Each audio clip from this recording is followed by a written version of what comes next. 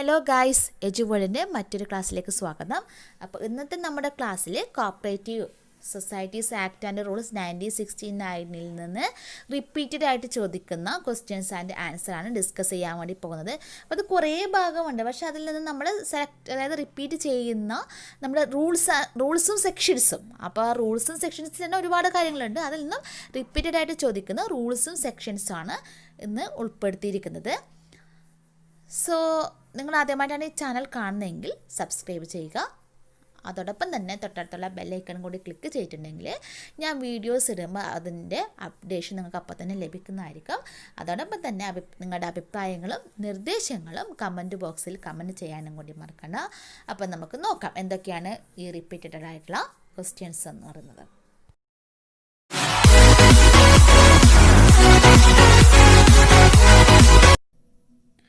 First question ഇതാണ്: dash is the law relating cooperative societies in the state.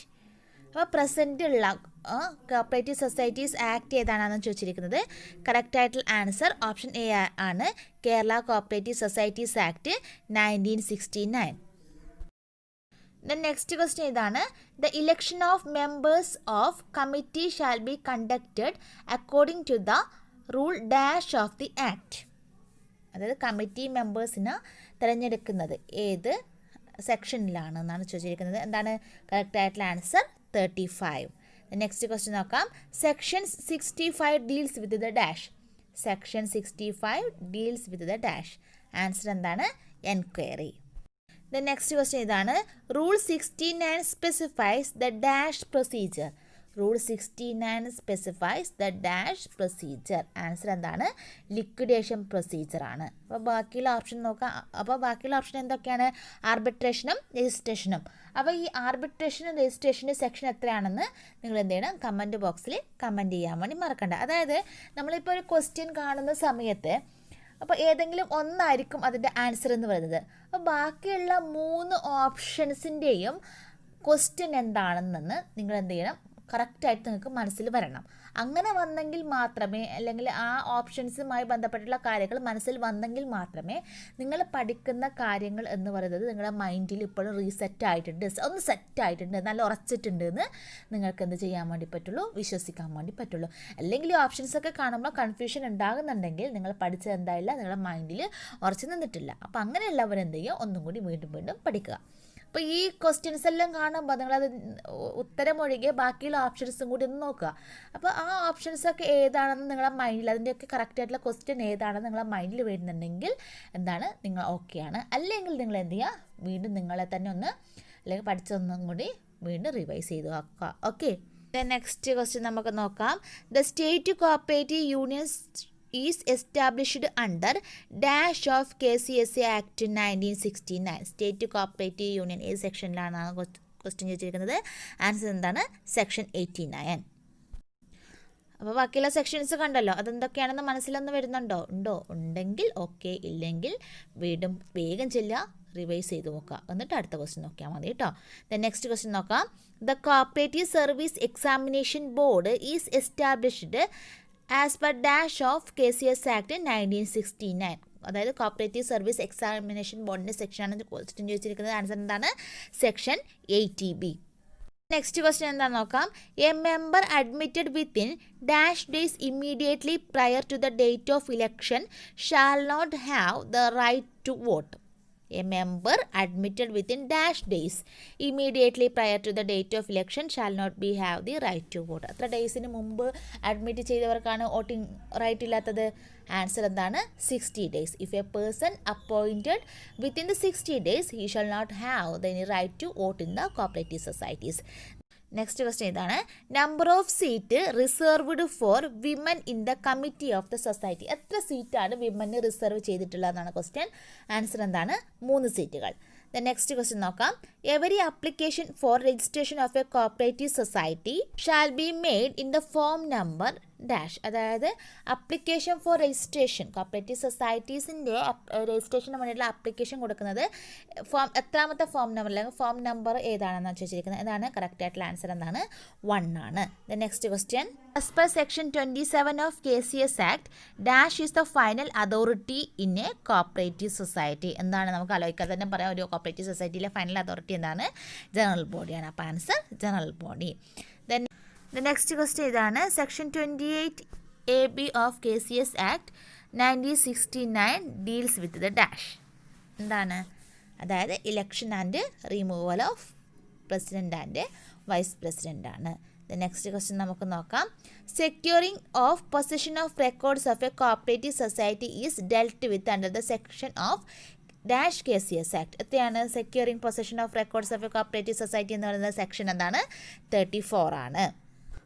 Next question ആണ്, disposal of net profit of a cooperative society shall be made as per the section. Disposal of net profit, അപ്പം നമുക്ക് എങ്ങനെ ഓർത്തെടുക്കാം? അതായത് profit means 50-50. Profit നമുക്ക് just ഇങ്ങനെ ഓർത്തെടുക്കാവുന്നതാണ്. എന്താണ്? 50-50 എന്ന് ഓർത്തെടുക്കാം. അപ്പോൾ അതിൻ്റെ കൂടെ നമുക്ക് എന്താ ചെയ്യുക? ഒരു 6ഉം കൂടി ആഡ് ചെയ്യാം. 50-50 അതും കൂടെ 6. അപ്പോൾ എന്താ? ഡിസ്പോസൽ ഓഫ് നെറ്റ് പ്രോഫിറ്റ് എന്ന് പറയുന്നത് 56. ഒരിക്കലും മാറാൻ വേണ്ടി പാടില്ല. പ്രോഫിറ്റ് എന്ന് പറയുമ്പോൾ അപ്പോൾ നമ്മൾ ഓർക്കുക 50-50. അതിൻ്റെ കൂടെ എന്തും കൂടി ചേർക്കുക, ഒരു 6ഉം കൂടി ചേർത്താൽ ഡിസ്പോസൽ ഓഫ് നെറ്റ് പ്രോഫിറ്റ് എന്ന് പറയുന്ന സെക്ഷൻ എത്രയാണ്? 56 ആണ്. ഓക്കെ അല്ലേ? നെക്സ്റ്റ് ക്വസ്റ്റ്യൻ നോക്കാം. Section dash of KCS Act state that cooperative society can be registered with limited liability. അപ്പോൾ societies registered with limited liability എന്നുള്ള സെക്ഷൻ ഏതാണ്? സെക്ഷൻ 5 ആണ്. Section 5 deals with cooperative society with limited liability. Then നമുക്ക് next ക്വസ്റ്റ്യനിലേക്ക് പോവാം.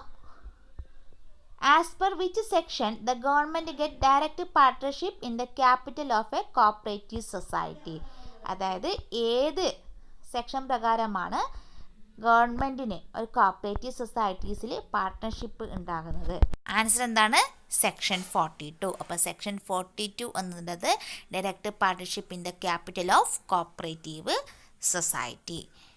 Then നമുക്ക് next question നോക്കാം. Next question ഇതാണ്, change of name of society is defined in the section dash.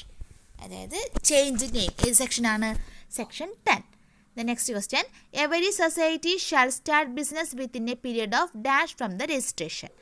അതായത് രജിസ്ട്രേഷൻ ചെയ്ത് കഴിഞ്ഞ് എത്ര മാസത്തിനുള്ളിലാണ് അല്ലെങ്കിൽ എത്ര ദിവസത്തിനുള്ളിലാണ് നമ്മൾ ബിസിനസ് സ്റ്റാർട്ട് ചെയ്യേണ്ടത്? ആൻസർ എന്താണ്? Within the 3 months. Next question നോക്കാം. Annual general body of a society is defined in section dash. അപ്പോൾ ആനുവൽ ജനറൽ ബോഡി മെൻഷൻ ചെയ്യുന്ന സെക്ഷൻ ഏതാണ്? സെക്ഷൻ 29. അപ്പം സ്പെഷ്യൽ ജനറൽ ബോഡി മീറ്റിംഗ് ഏത് സെക്ഷനാണ് ഡീൽ ചെയ്യുന്നത് നിങ്ങൾ എന്താണ് തീർച്ചയായിട്ടും കമൻറ്റ് ബോക്സിൽ കമൻറ്റ് ചെയ്യണം. നെക്സ്റ്റ് ക്വസ്റ്റ്യൻ നോക്കാം. The cooperative arbitration court entertains dash. Cooperative arbitration court എന്താണ് എടുക്കുന്നത്? ഓൺലി നോൺ മോണിറ്ററി ഇഷ്യൂസ് ആണ് എടുക്കുന്നത്. അപ്പോൾ നിങ്ങൾക്കുള്ള നെക്സ്റ്റ് ക്വസ്റ്റ്യൻ ആണ്, മോണിറ്ററി ഇഷ്യൂസ് ആരാണ് ഡീൽ ചെയ്യുന്നത്? കോപ്പറേറ്റീവ് സൊസൈറ്റിയിൽ മോണിറ്ററി ഇഷ്യൂസ് ആരാണ് ഡീൽ ചെയ്യുന്നതെന്ന് നിങ്ങൾ എന്തെങ്കിലും കമൻറ്റ് ബോക്സിൽ കമൻറ്റ് ചെയ്യണം. നെക്സ്റ്റ് ക്വസ്റ്റ്യൻ നമുക്ക് നോക്കാം. Recovery of sums dues from the society to the government is explained in. Recovery of sums due from the society to the government is explained in. ഓർത്തെടുക്കാന്ന് വെച്ചിട്ടുണ്ടെങ്കിൽ ഈ റിക്കവറി ഒക്കെ എന്ന് പറഞ്ഞാൽ നമ്മുടെ ലാസ്റ്റ് സ്റ്റേജസ് ആണുള്ളത്. അപ്പോൾ ലാസ്റ്റ് സ്റ്റേജസ് ആണ് ഏകദേശം 90 ഒക്കെ ആയിരിക്കും നമ്മൾ റിക്കവറി ഉണ്ടാവുക. കാരണം ആദ്യമൊന്നും നമ്മൾ റിക്കവർ ചെയ്തില്ലല്ലോ, ലാസ്റ്റ് ആയില്ലേ നമ്മൾ ലോണൊക്കെ ഉണ്ടായാലും ഇപ്പം നമ്മൾ റിക്കവർ ചെയ്യുന്നത് അങ്ങനെയാണ്. അപ്പോൾ നമുക്ക് അങ്ങനെ ഓർത്തെടുക്കാൻ വേണ്ടി നമ്മൾ ഏകദേശം 90 ആകുമ്പോൾ നമ്മൾ എന്ത് ചെയ്യുക? എല്ലാം റിക്കവർ ചെയ്തെടുക്കുക. അതിൻ്റെ കൂടെ ഒരു 4ഉം കൂടി ആഡ് ചെയ്യുക. 94ൽ എന്ത് ചെയ്യും?